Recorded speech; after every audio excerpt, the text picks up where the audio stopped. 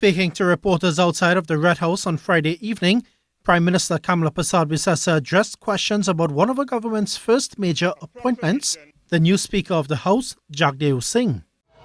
He's a very strong person. He's very learned in law, and on that basis, I think he'll make an excellent speaker. He's committed to helping people. He's done it in his practice, so that's what we're about. The Prime Minister also dismissed concerns about the Speaker of the Lower House when asked about his legal history, including charges that were later dismissed. Yes, it was overturned. Therefore, our justice system allows us to have justice. You're innocent until proven guilty, and he remains innocent. He has never been proven guilty. All the charges were thrown away. And on the selection of the Vice President of the Senate, Kenya Charles. Kenya is a very, very strong person. I think she will do a great job up there. She has also been the chair of the women's arm of my party, and she's been with us a long time, so I know her well, and I think she'll do a great job in the Senate. Mrs. Persad Bissessar was also critical of the opposition's decision to return former ministers to the Senate.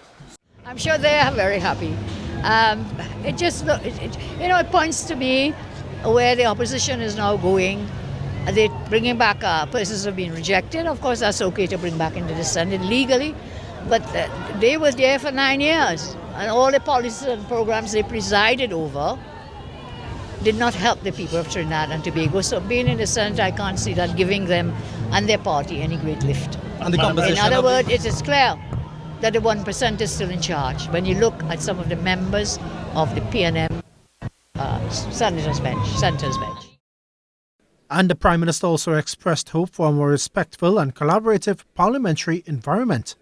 We look forward to collaboration, but in our system of Westminster-style politics, sometimes you get it, sometimes you don't. So we look forward to collaboration where it is necessary and where they also see it in the best interests of the people of Trinidad and Tobago. When asked about the absence of Prakash Ramada from the Senate or any ministerial role, the Prime Minister said those are party matters to be dealt with at the party level. She did, however, confirm that former Senator Jayanti Lakshmi Diyal would have a role in the administration. Sonolala, TTT News. It was a day of tradition and transition as the 13th Republican Parliament had its ceremonial opening on Friday. And inside the lower house, President Christine Kangaloo urged government to reconsider its move to scrap the demerit points system. I have read that government intends to do away with the demerits points system. Demerits points systems in general have the goal of safeguarding road users. Road accidents cause death and disabilities. They also cause unbearable mental anguish and long-lasting trauma. Sadly, many of us here today have felt this anguish and still live with this trauma. On May 8th, at the government's first post-cabinet media conference following the general election, Prime Minister Kamla Persad Bissessar had stated her intention to scrap the demerit points system, which was initially brought under the former Works and Transport Minister, Rohan Sinanan. We have started plans today, and we plan to complete in the coming months. This includes scrapping of the demerit point system. But speaking to reporters on Friday evening, Mrs. Persad Bissessar responded to the President's plea, saying President Kangaloo did not reject the system, but rather encourage improvements to ensure public safety. She never said she was against the system. No, she didn't. If I remember correctly, she talked about it, and she didn't actually come out to say she was against it, but she said we should put health and safety measures in place, which is a good thing to do.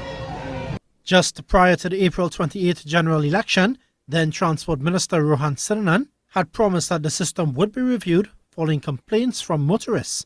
The demerit point system was first introduced and implemented in May 2020 and was designed as a traffic enforcement mechanism to monitor, track and improve driver behavior by assigning penalty points for traffic violations, which could lead to suspension of a driver's license if accumulated beyond certain thresholds.